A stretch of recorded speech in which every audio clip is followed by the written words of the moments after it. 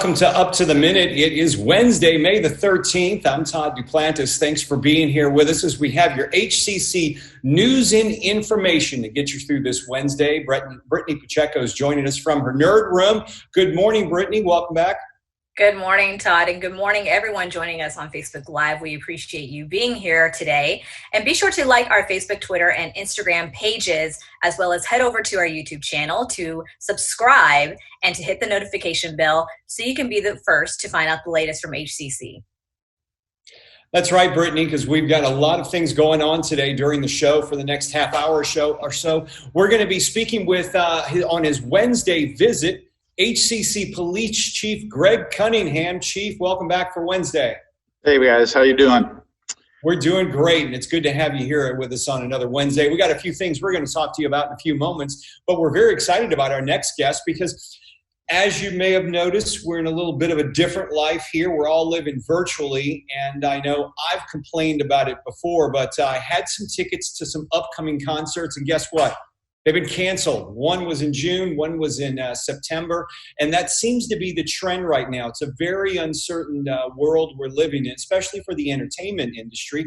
What are musicians doing during this, especially if you're earning your living playing in front of crowds and you're not allowed to do so? We've got Eric Sparky Parker joining us here, and he's with the Sparky Parker Band. Eric, welcome to the show, Sparky. Hey, thanks for having me.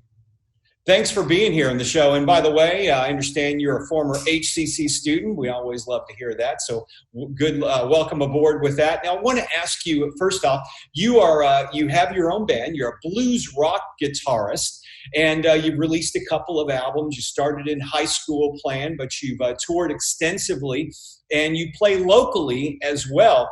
Tell me some of the places you were playing before the shutdown and how regular you played live gigs.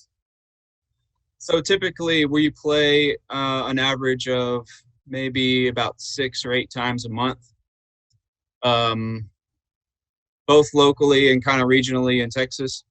And then every once in a while we get to go out of the States and do a gig. We often do the Costa Rica Blues Festival, and we actually did that in mid-February. So before all this started, we kind of left and everything was semi-normal. We still had gigs on the calendar and stuff like that.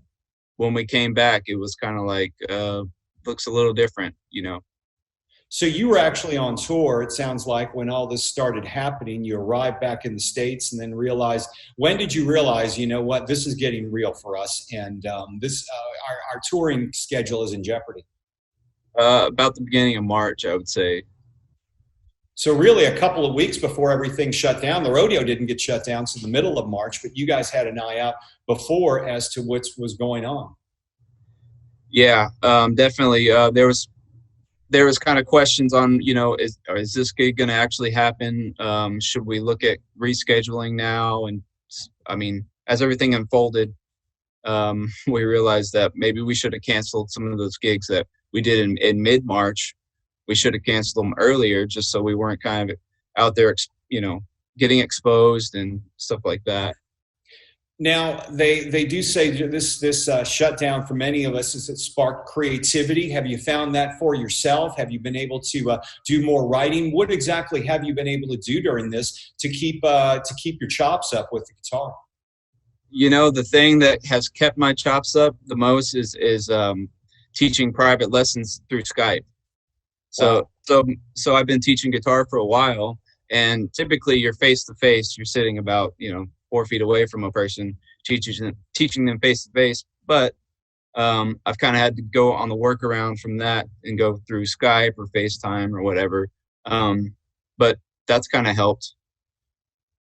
I've noticed one thing I have noticed from a number of artists that are out there. I watch a lot of live streams that artists are doing where they're connecting with their audience, and they'll have anywhere from a couple hundred to several thousand viewers or more watching them as they're giving you a glimpse inside their home, maybe playing some acoustic music. Have you had a chance? I know you're doing the Skype thing, but have you had a chance to explore that option, or have you watched any online that you were inspired by?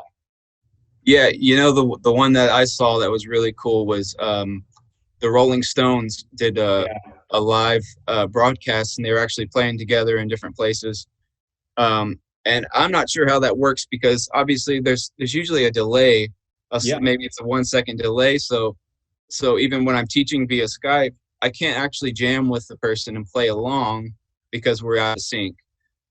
So the way my band is structured, we're really a trio, and I don't do a lot of gigs just by myself. So I typically, I haven't explored that option because I kind of feel naked without my guys, Yeah, and you hit the nail on the head because I was thinking the same thing. I saw the Stones performing and a number of bands performing, but I guess when you have that established type of band, it's easy to send people out and put some fiber optics in everybody's house to make sure you're all in sync. And I imagine that's what they're doing in that case because they sounded incredible. I've seen the Stones many times over the years, but they sounded really good for some nearly 80-year-old guys. They sure did. It's amazing. Let me ask you this, and I think I'm not sure. I'd send some articles to our producer to get to you, but right now the national discussion is when this all opens up, things are going to look a lot different. You may have 25% or 50% capacity at the most at venues. A lot of venues are barely making it. How do you foresee that? You may see your audience wearing face masks. They may have to social distancing. In some places this won't work. Clubs, I imagine it's going to be very hard to do. But what have you heard, and how do you envision things going forward?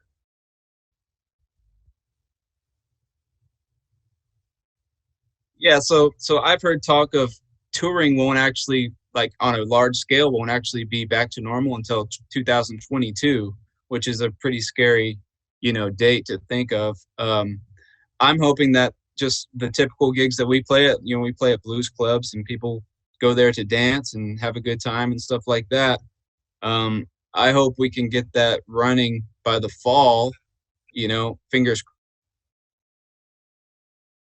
crossed. There's a couple gigs we have on the calendar that so far is still confirmed, but it will be limited capacity. And I've heard talk of maybe 25% capacity, which, I don't know how we'll get around that. You like to see the club full. You like to play to a packed house. It'll just be different going forward. I suppose you won't be shaking as many hands. You might get some elbow bumps and some fist bumps.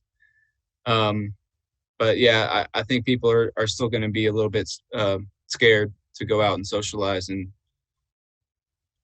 well, the audience, a musician, I know the audience plays a huge part in your energy and how you deliver a performance. And I want to read something because an article came out. I saw it just about 15 minutes ago, and I took a clip of this article. And Dave Grohl from the Foo Fighters wrote an article because they've had to cancel their upcoming tour. And I'm going to read just a few sentences and maybe have you react to that because it talks about how the audience contributes to him and how he's missing things. He says, in today's world of fear and unease and social distancing, it's hard to imagine sharing experiences like these ever again. I don't know when it'll be safe to return to singing arm in arm at the top of our lungs, hearts racing, bodies moving, souls bursting with life. But I do know that we will do it again because we have to. It's not a choice. We're human. We need moments that reassure us that we're not alone, that we are understood, and that we are imperfect. And most important, we need each other. Without that audience, that screaming, sweating audience, my songs would only be sound. But together, we're instruments in a sonic cathedral, one we'll build together night after night, and one that we will surely build again. So, the gist of his article is talking about how much the audience has fed him over the years. And I imagine that's one thing that obviously you need the audience to pay your bills, but it's got to feed your performance as well. Is that correct? Yes, definitely. I mean, if the crowd is into it and they're liking what you're doing, they're showing it by dancing, they're showing it by applauding, you feed off of that and the performance is better from that. So that's definitely true. And we'll have to find a way around that, whether it's people, wearing face masks at the show or maybe, I don't know, getting a temperature test before you enter the venue, whatever it may be. Surely we'll find a way around that. And he's right. We have to. What has the industry been doing to help you musicians and even help clubs combat the loss of income? Has the Houston Blues Society helped you guys in any way, and how's that? Yeah, actually, the Houston Blues Society stepped up, and they typically have a weekly blues blast that they do anyway. And what they're doing now is they're giving the links of people's PayPals, musicians' Venmos, or whatever. If anybody wants to donate, they can. And they reached out to me and asked if I want to be a part of that, and I said yes. And sure enough, a few generous people have reached out and helped us out, and I was able to kind of share that with the band and everything. So yeah, the Blues Society has stepped up on that front, and I think they'll help the venues in some way, whether it's doing a benefit or what have you. That's it's going to be interesting to see how things move forward. And you hear about the losses, and I don't think people understand the tremendous loss that bands of all sizes are taking from this. I read an article just recently that, saying Motley Crue, who's supposed to go on tour this summer, a huge concert tour of all the venues with like Def Leppard, Poison, and several other artists, they are about to cancel the shows. And that band alone is looking to lose $160 million out of their pockets for this tour. So you can imagine that trickle-down effect, I guess, is hitting musicians. I mean, that's a massive thing. I mean, they're all multimillionaires, but it's really hitting everyone in the industry, not just the small musicians. It is, and musicians are trying to come up with creative ways, to survive and stuff like that, and that's why you see these web concerts and things like that, and hopefully you'll see some music coming out. Maybe you have to home record a brand new song that you've been writing, and hey, if you want to put it out yourself, you can, and hopefully people will be able to respond to that and keep these musicians working. I think that some way we're going to figure things out one way or another, and I see that sooner rather than later. And I'm going to get your reaction to some things. Recently, Sawyer Yards is starting a drive-in theater so people can go watch movies. And I know one club downtown, I think it's Axelrad, is going to have a drive-in concert where the bands will be playing on the roof. When you hear of innovation like that, does that give you hope that we're going to find a way to get our musicians out there and to enjoy their music soon?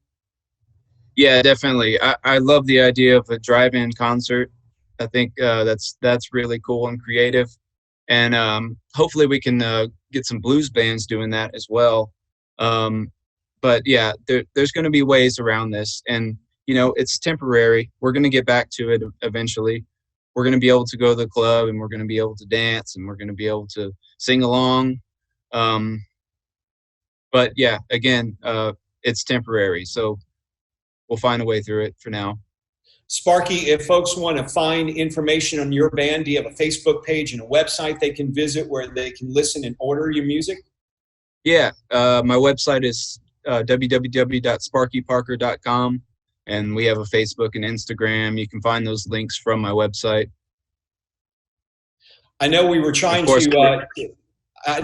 get you to do a little live stuff for us, but we had some technical issues before. We apologize for that. But as you mentioned, this is kind of demonstrating to us with that sync problem that you're experiencing with your students, that we're experiencing having to use in these platforms without a landline that will connect us and take away that delay. Right. Yeah. Unfortunately, we're low tech right now. I don't have a sound crew here at the house, so we'll work around it.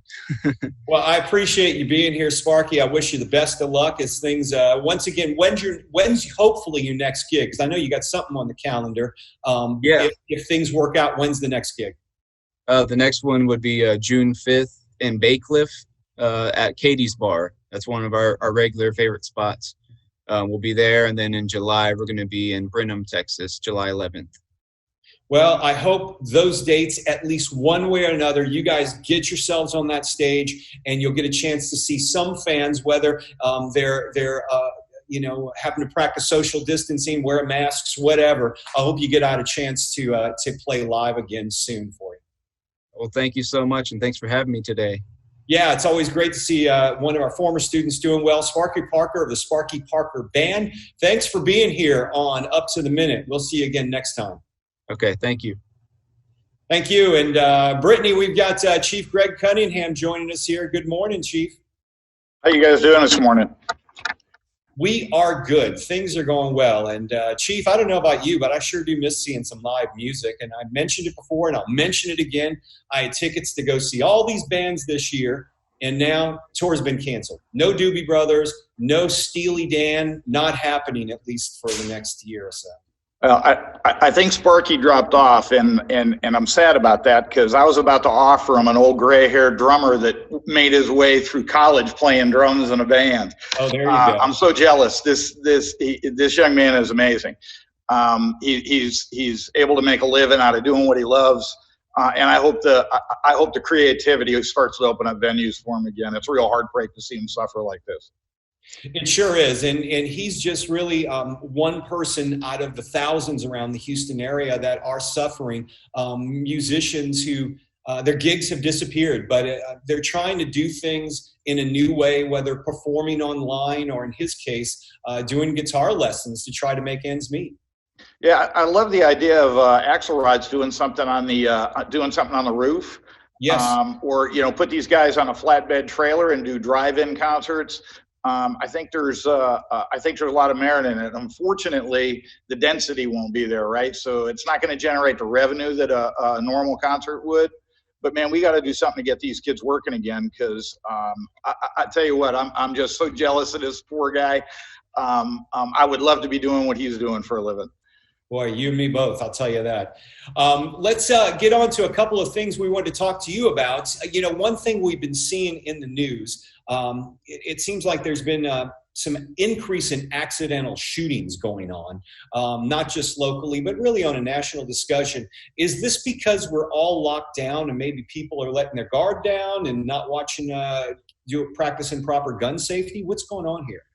Well, so a lot of things have happened since COVID kind of hit, and it's really unexplainable, but gun sales have gone through the roof, right? Everybody and a brother is buying a gun. I'm not really sure how they think that's going to help them with COVID, but apparently they felt that they needed to have them.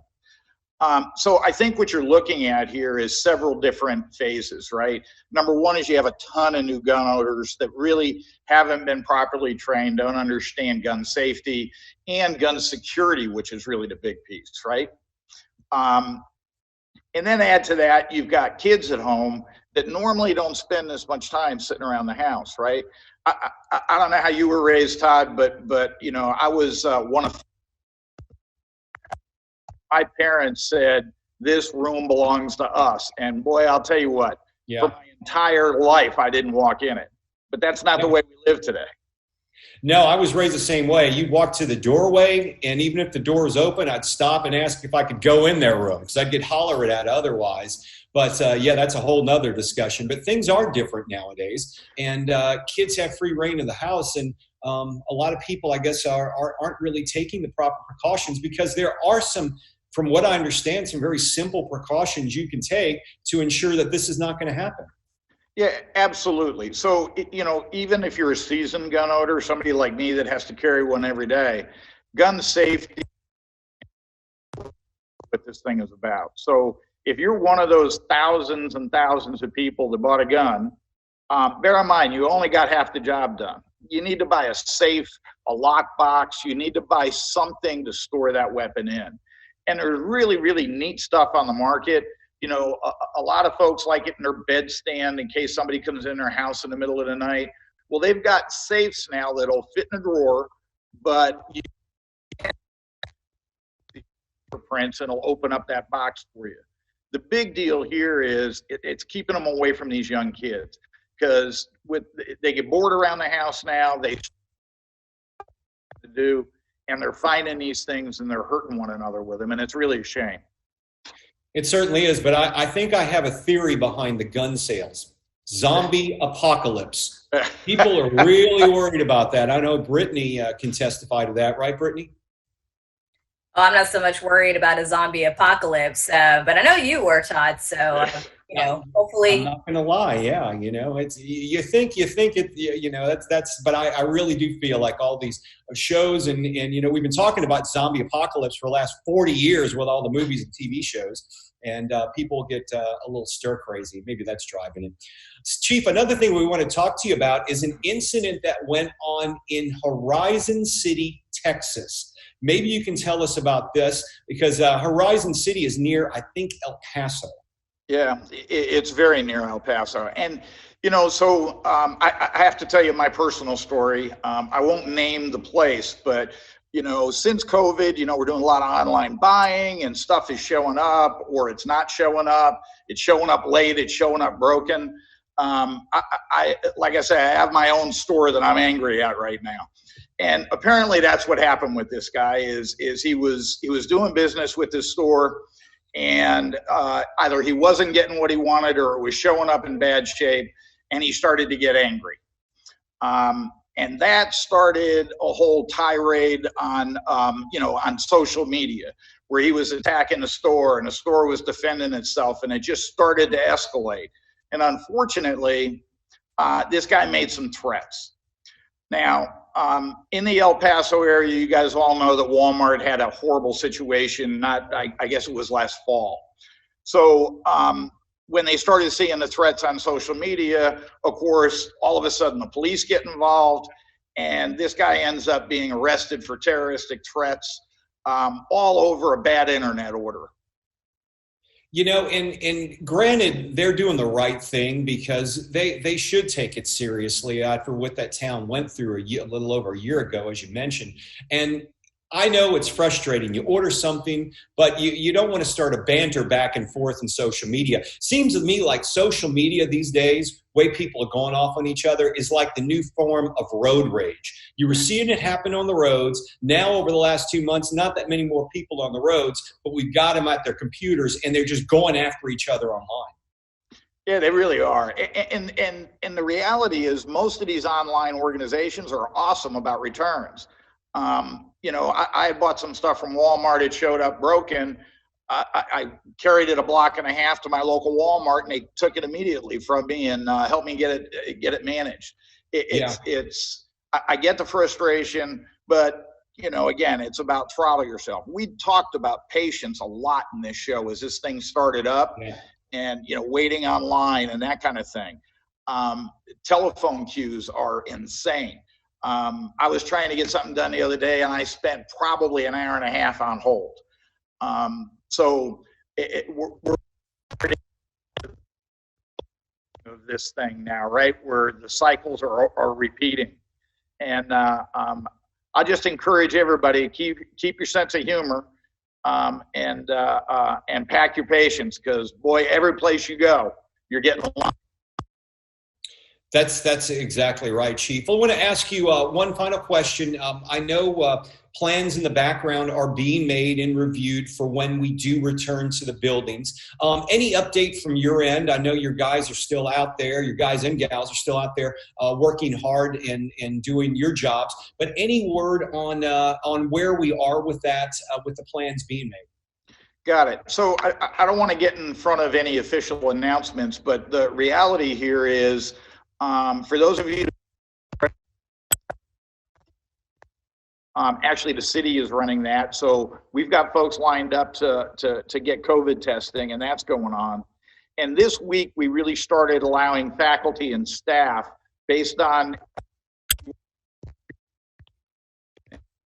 rules and regulations, and you have to make an appointment and those kind of things. But we're getting those folks back into the building, primarily because when we all left, we were getting ready for spring break. So a lot of folks left papers that needed to be graded and, test results and those kind of things in their offices. And we want to try to sew that up for the spring semester for our students. So the ones that can graduate and those kind of things. So we're doing that this week and next week. And it's throttled. So it's specific. It's specific locations and specific faculty or staff, and you reside in those facilities. You'll get an email telling you how to do that real well. Now, as far as students coming back, we're also having conversations about that. So we've talked over and over again, folks like nursing students, barbering students, truck drivers, police, the police academy. All of those folks have hands-on labs or practicals that need to be done. And they're pulling plans together for that right now too. So if you're one of those students and you're stuck kind of in limbo because you weren't able to, keep an eye on emails coming from HCC, get up on the website, because we are putting those plans together now. And as soon as we get them finalized and we know that we can pull it off,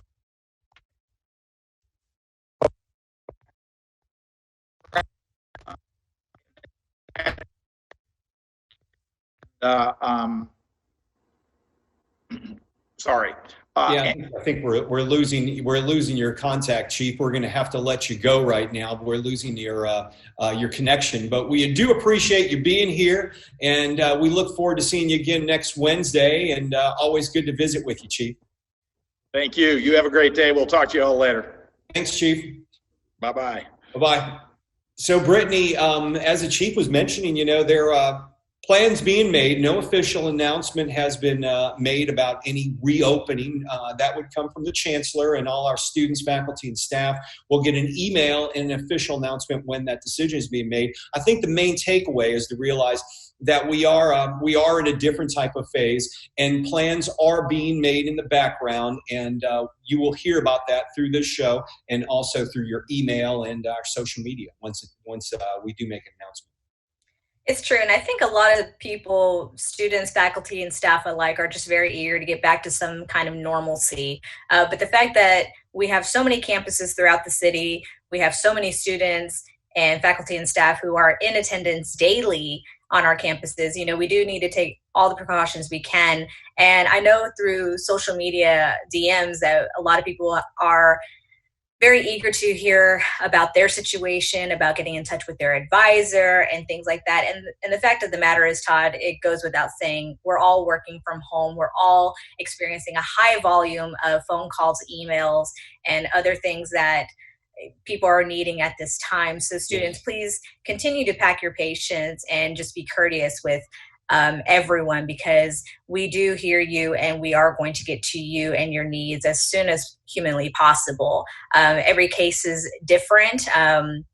Sometimes we need to investigate what's going on with your particular situation a little bit deeper than others. So that's usually what takes most of the time. But just rest assured that your voice is being heard, and we are going to do everything we can to make sure that your situation is resolved and get you in touch with the right people. And the ways you can do that, if you have a situation you need to discuss with our administration, or if you have a question about something, you can simply go to our hccs.edu page and scroll to the bottom, click on the virtual assistants, or click on the green bar on the top, and that'll take you to a form that you fill out. And give it a little time, but they will answer your question very individualized to make sure you get the information you need. Another thing the Chief was talking about, Brittany, was the COVID testing that's going on in HCC Southeast through May the 15th, which is this Friday. It's free and it's designated hours out there. There is. So for everyone who has been asking on social media, this is not just specifically for HCC employees or students. This is open to the public, completely open to all of our community. If you need to make your way to Southeast, please do so. This is happening every day until May 15th, which is this Friday, from 9 a.m. to 4 p.m. or until they hit their capacity.